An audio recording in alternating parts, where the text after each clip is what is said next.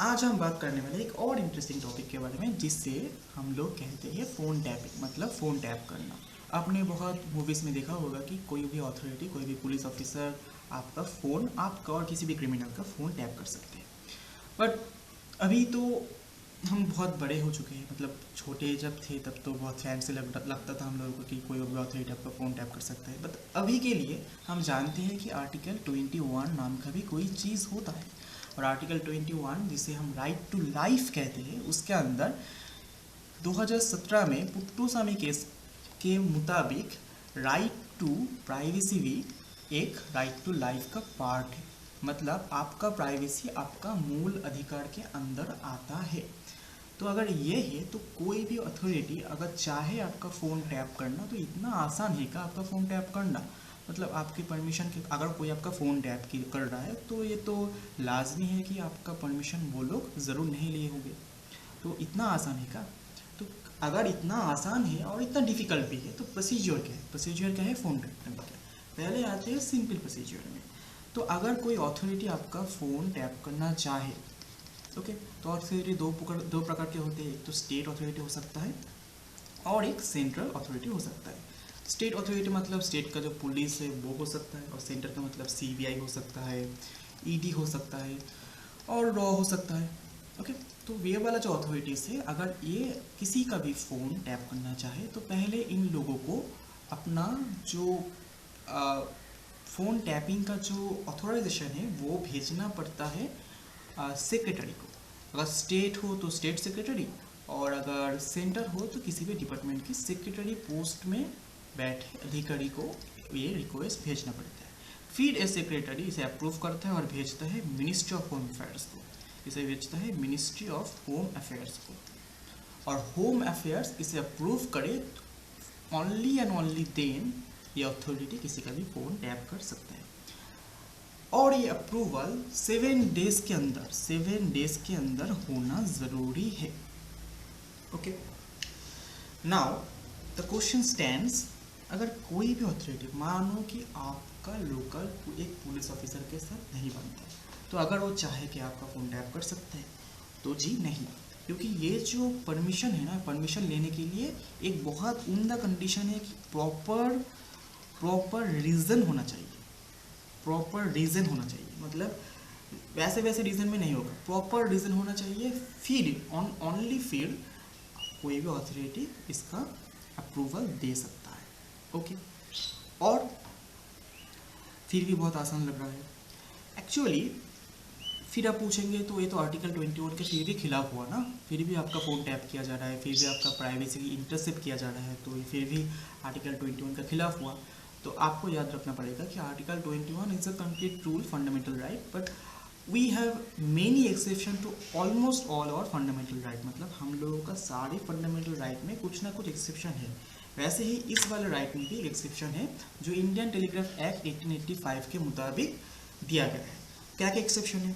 कि कोई भी व्यक्ति, कोई भी अथॉरिटी किसी भी व्यक्ति का फ़ोन टैप कर सकता है अगर अगर ये चारों में से, ये पांचों में से कोई भी कंडीशन फुलफिल करता है। मतलब अगर कंसर्न है पब्लिक सेफ्टी को लेकर, मतलब जो आम जनता है उन लोगों का सेफ्टी को लेकर अगर कंसर्न है तो अथॉरिटी आपका फ़ोन टैप कर सकता है।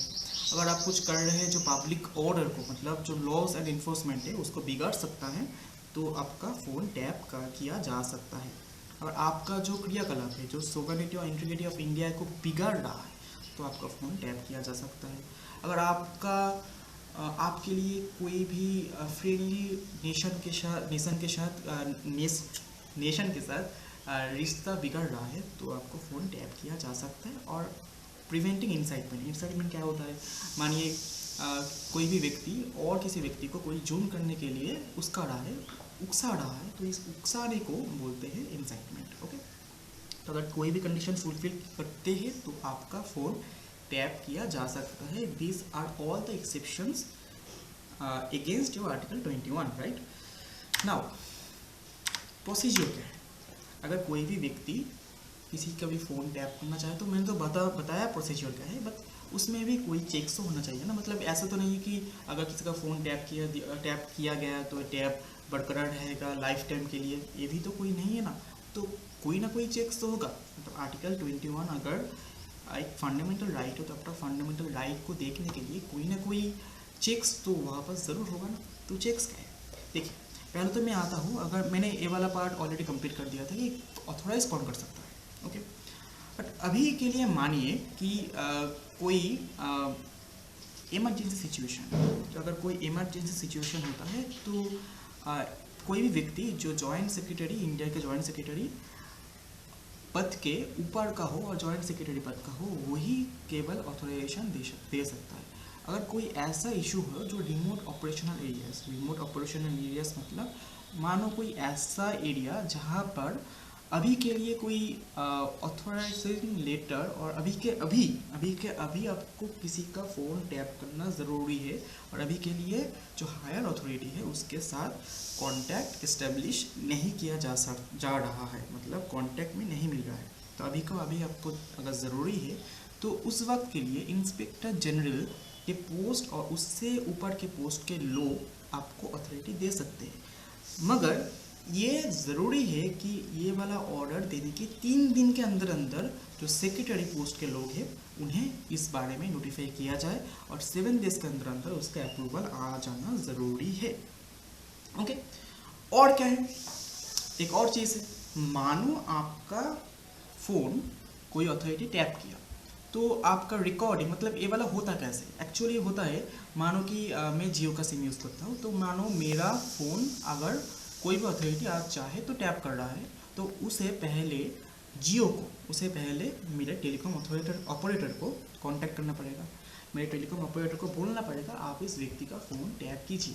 तो मेरा टेलीकॉम ऑपरेटर, मैं जो भी कॉल रिसीव करूँगा, मैं जो भी कॉल करूँगा उसको रिकॉर्ड करेगी, पहले तो वो रिकॉर्ड करेगी और उसके बाद वो जो रिकॉर्डिंग है ना उससे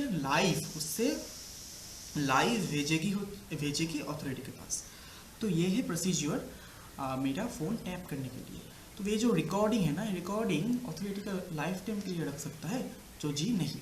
अगर कोई भी अथॉरिटी किसी का भी फ़ोन टैप कर रहा है तो नियम है कि वो जो रिकॉर्डिंग है अथॉरिटीज़ के पास 6 महीने से ज़्यादा नहीं रख सकते, और जो टेलीकॉम ऑपरेटर वो भी तो रिकॉर्डिंग कर रहे थे ना, वो 2 महीने से ज़्यादा नहीं रख सकते। और उससे बहुत बड़ा जो चेक है जो सुप्रीम कोर्ट, और अगर कोई भी व्यक्ति अपना आर्टिकल 21 का वायलेशन के मुताबिक अगर आर्टिकल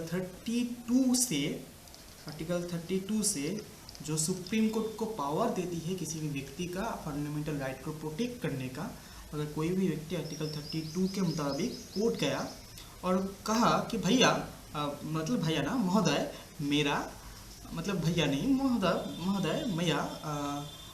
फंडामेंटल राइट वायलेट किया गया है, तो कोर्ट अथॉरिटी से पूछेगी क्या यही आपका लास्ट रिसोर्ट था, मतलब आपको अगर इंफॉर्मेशन लेना था, आपको अगर इंटेलिजेंस गैदर करना था, तो क्या यही आपका लास्ट रिसोर्ट था, आपके पास का कोई और ऑप्शन नहीं था। क्योंकि ये क्लियरली लिखा हुआ है कि ये वाला जो मेथड है, जो टैपिंग का मेथड है, it can be only use as a last resort, मतलब अगर आपके पास अथॉरिटी के पास और कोई भी ऑप्शन नहीं है आपका इंफॉर्मेशन गैदर करने के लिए, then and only then this can be used. So अभी के लिए इतना ही। आशा है आपको सेशन पसंद आया हो। अगर पसंद आया हो तो लाइक ज़रूर कीजिएगा, शेयर करना, सब्सक्राइब करना। अभी के लिए बाय बाय।